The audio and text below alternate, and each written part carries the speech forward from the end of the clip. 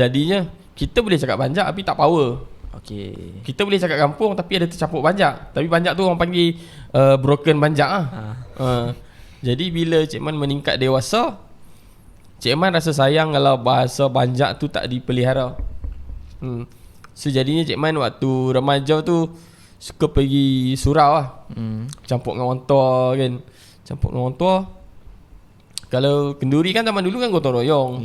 Pergi tolong. Semata-mata nak dengar orang cakap banjak ni sebab kita nak bagi kita ni fasih cakap banjak. Sebab Cik Man rasa satu kerugian bila bahasa ibunda kita tak belajar. Sebab kebanyakan di zaman tu anak-anak muda agak malu nak mengaku banjak. Betul. Jadi Cik Man terfikir macam kenapa nak malu sangat kan? Jadi Cik Man mengaku je banjak.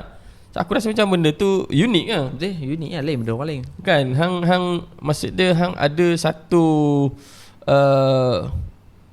bahasa yang orang lain tak tahu. Betul. So, kalau hang sebagai generasi baru yang tak memelihara bahasa tu,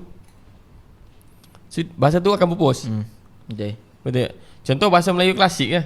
Kita dimodernkan. Sekarang ni kan cantik bodoh, kau apa doh, kau sial apa sebab. Dulu orang tak cakap macam tu, nak cakap mencarut sial ke apa pun. Segan tu.